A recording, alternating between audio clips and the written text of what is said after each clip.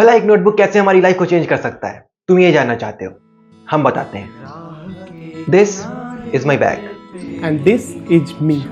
We are very similar. मतलब ये एक बैग अपने अंदर कितने सारे बुक्स रख सकता है। वैसे ही मैं अपने अंदर बहुत सारे emotions, the only thing which is not not similar कि ये अपने अंदर के बुक्स को आराम से बाहर निकाल सकता है, पर हमारे अंदर के इमोशंस, उनका क्या?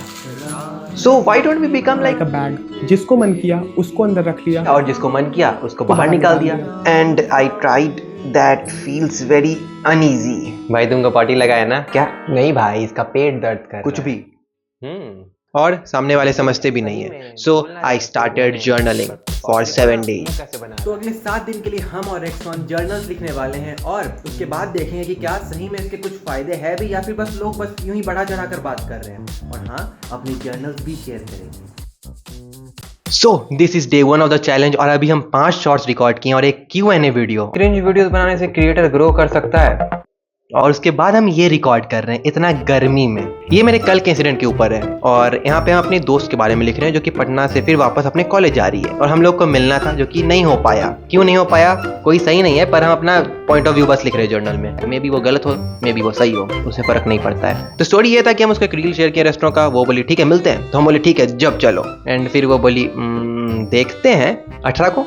तो फिर हम उसको कुछ नहीं बोले, हम सोचे कि उसको टाइम मिलेगा तो वो बोलेगी, राइट? शायद। फिर 18 हो गया, हम मैसेज देखना शुरू किए। हम देखें कि मैसेज डिलीटेड है। मतलब हम इतना गंदे इंसान है, हम ऑकवर्ड कर देते हैं, पर हम डायरेक्टली बात करते हैं। हम सीधे बोले कि तुम मैसेज डिलीट किए हो, एंड वो बोल रही है कि हमको याद नहीं। हम बोले तुम मैसेज पक्का डिलीट किए हो, ये मैसेज था। एंड शी लाइक हाँ किए क्योंकि तुम हमको इग्नोर मार दिए। पर ऐसा नहीं है, ऐसा नहीं है दोस्त, ऐसा कुछ भी नहीं है। हम वेट कर रहे थे तुम्हारा, हमको लगा तुम्हारे पास में भी टाइम नहीं हो, दूसरे दोस्तों से मिलना हो, तो कोई बात नहीं, ऐसा करके हम सोचे थे। एंड यही था कुछ मेरा साइड का स्टोरी। और लास्टली हम अपना जर्नल को एंड करना चाहेंगे सॉरी के साथ। एंड सॉरी एक और चीज़ के लिए कि हम तुम्हारे बारे में या फिर अपने हम लोग के बारे में स्टोरी वीडियो में बता दिए। हम तुम्हारा नाम नहीं लिए, तुम भी मत लेना, कमेंट्स में भी मत बताना किसी को। जब हम जर्नलिंग के बारे में सर्च किए तो हमको पता चला कि जर्नलिंग के बहुत सारे तरीके हैं। मेरे लिए जर्नलिंग मेरे साइड का स्टोरी है और हम तो इंग्लिश, हिंदी, इंग्लिश सब मिलाकर लिखते हैं, मानो जैसे कि हम किसी से चैट कर रहे हो। और ये मेरे लिए काम करता है। हम ग्रामर वगैरह भी फॉलो नहीं करते हैं, हम बस एक्सप्रेस करते हैं खुद को वहाँ पे। आज हम थोड़ा सा रिसर्च किए कि जर्नल राइटिंग के कुछ फायदे है भी या नहीं। तो हमको ये पता चला कि जर्नल लिखना बिल्कुल मेडिटेशन की तरह है, जो कि हाँ हम भी ऑब्जर्व किए, नो डाउट। पर ये कुछ भी नहीं है। मतलब कोई मानेगा कि जर्नल लिखने से हमारा क्या होता है? भाई हम 2 लाइन कुछ पढ़े थे, हम भूल रहे हैं। जर्नल लिखने से क्या होता है? हाँ, मतलब कोई मानेगा कि जर्नल लिखने से हमारा इम्यूनिटी स्ट्रांग होता है और साथ साथ में हमारा हीलिंग सिस्टम भी तेज हो जाता है। पर सबसे इम्पोर्टेंट जो कॉर्टिजोल यानी स्ट्रेस हार्मोन है इंसान का, वो कम हो जाता है और इंसान ज़्यादा खुश रहता है। क्या हम इसी वजह से खुश हैं? नहीं, हम तो बहुत खुश है मेरे न्यूवर्स की वजह से, क्योंकि जब हम रिकॉर्ड करेंगे तो सब कुत्ता भौंकेगा, किसी का बच्चा रोएगा, किसी का कुकर का सीटी का आवाज़ आएगा। I am more than happy, इतना हैप्पी कि बस उन लोग जिंदा है, मेरे हाथ से बचा हुआ है। इससे बड़ा बात क्या हो सकता है? तुम खुद बताओ।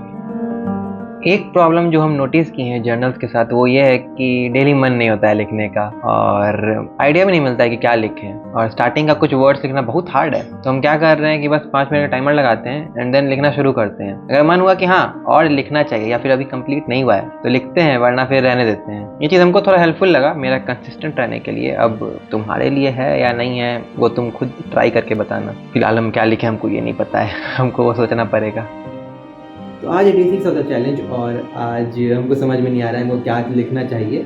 नो डाउट हम जर्नलिंग बहुत पहले से कर रहे हैं, पर टाइम के साथ फ़ोन के कारण ये हैबिट मेरे लाइफ से धीरे धीरे दूर होता चला गया है। और ये चैलेंज हम इसलिए लिए हैं ताकि हम एक कंसिस्टेंसी या फिर एक रूटीन बना सकें लिखने का, या फिर एक हैबिट डेवलप कर सकें। देखो शुरू में जब हम लिखना शुरू किए थे तो यहाँ पे हम बेसिकली इंडस वैली के इंस्क्रिप्शन की तरह लिखते थे। मतलब मेनली ड्राइंग बनाते थे और उसमें थोड़ा थोड़ा कुछ लिखते थे। पर टाइम के साथ फिर ये लेटर एंड वर्ड्स में कन्वर्ट हो गया। पर अब भी हम डूडल्स करना पसंद करते हैं और डूडल्स करते रहते हैं ताकि इमोशंस कन्वे हो सके कि हम कैसा उस समय सोच रहे हैं। और स्टार्टिंग का जो तुम इंट्रो देखे वो रेक्सॉन के रील से उठाया गया है। हमको बहुत सही लगा था उसका राइटिंग और हम उसको डायरेक्टली बोले कि चल भाई कोलैब करते हैं और वो तुरंत मान गया। पर हम बोले हाँ, पर एक शर्त पे, तुमको 7 दिन के लिए जर्नल्स लिखना पड़ेगा मेरे साथ, और वो उस बात के लिए मान गया। अब उसका राइटिंग एक्सपीरियंस कैसा था वो उससे पूछते हैं।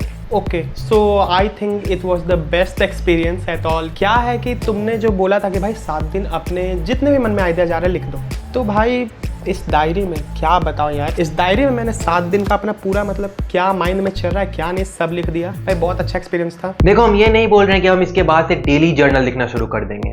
डेली लिखना मेरे लिए भी ओवरवेलमिंग है, पर हाँ, हम जरूर कोशिश करेंगे कि जितना ज्यादा हो सके उतना ज्यादा लिखें हम, because sometime it's better to share with yourself rather than to publish it on Insta news. पर वो तो पुरानी बात हो गई। इतने दिन में तो हम पक्का डिज्नी लाइक कुछ 3D सा बना लिए होंगे, जल्दी से जाके देखो। पर हाँ, तुम्हारे पास दूसरा ऑप्शन भी है जहां पे हम 7 दिन में म्यूजिक बनाएंगे।